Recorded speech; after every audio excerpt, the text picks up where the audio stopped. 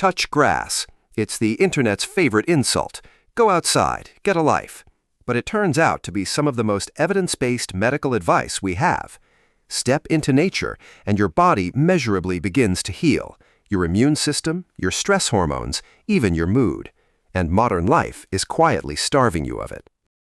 Here's the problem in one number. The average person now spends about 90% of their life indoors. But your body was assembled over 2 million years entirely outside, in forest, on savanna, in dirt and weather. It still expects that world. We just stopped giving it to it. And your pull toward nature isn't sentimental, it's wired in.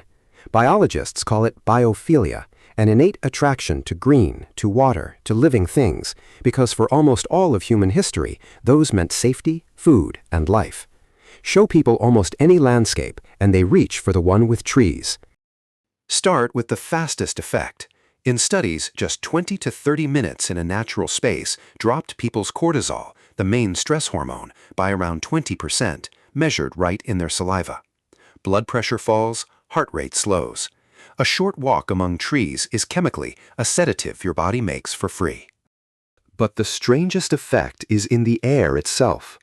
Trees and plants constantly release invisible compounds called phytoncides, the oils that give a pine forest its smell, which the plants use to defend themselves. You walk in, you breathe them, and what they do inside you is remarkable. Those phytoncides wake up a specific part of your immune system, natural killer cells, the cells that hunt down viruses and destroy cancerous ones. In one famous study, a trip into the forest raised natural killer cell activity by around 50%, and the boost lasted up to 30 days.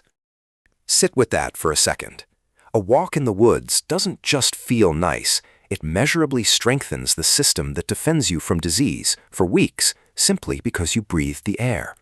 And the air is only the first gift the living world gives you. The next one is underground. In the dirt lives a humble bacterium, Mycobacterium vaccae, that immunologists call an old friend because we evolved shoulder to shoulder with it for millions of years. Breathe it in, get it on your hands, and in the brain it nudges up serotonin, the very chemical that antidepressants target. Which reframes something ordinary.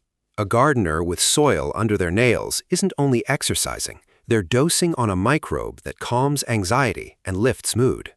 For 2 million years, we had our hands in the earth every day. We sealed ourselves off from it and called the result clean. Nature also repairs the mind in a different way. A city street hammers your attention, traffic, signs, threats, and drains it. A natural scene asks almost nothing and lets that exhausted attention quietly refill. After time in nature, people's focus and short-term memory measurably improve. Now picture the opposite, which is where most of us live. Hard angles, engine noise, glaring screens, recycled air. None of it is the threat your alarm system evolved for, but all of it keeps that alarm half switched on. We built a world that almost never lets the body fully stand down. The effect is so real it changes how fast we heal. In a classic hospital study, patients recovering from the same surgery split by one thing: the view. Those whose window faced trees needed less pain medication and went home sooner than those staring at a brick wall. Same operation, different view. This is the mismatch Darwin's idea predicts. A body tuned by 2 million years of forest, soil, water, and open sky, now sealed inside boxes of concrete and glass, breathing filtered air, its feet on plastic, touching almost nothing that is alive.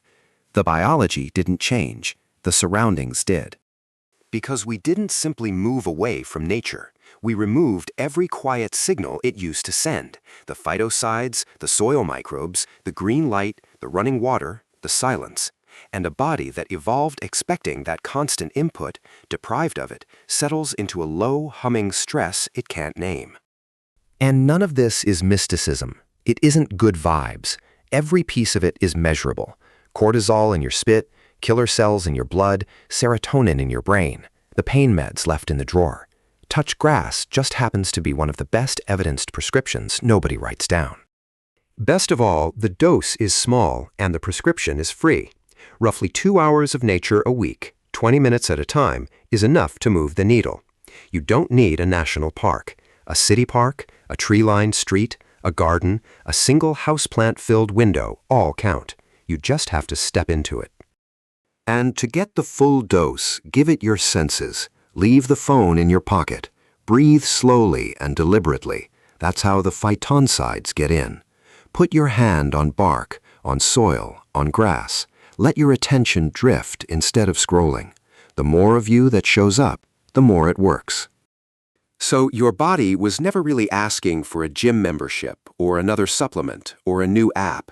It's asking for the single thing it had every day for 2 million years and then lost in barely 200. The living world, close enough to touch. So the next time someone tells you to touch grass, hear it for what it is, a prescription 2 million years in the making. Step outside, put your hand on something alive, breathe what the trees breathe out. Your body has been waiting, its whole evolutionary life, for you to come home.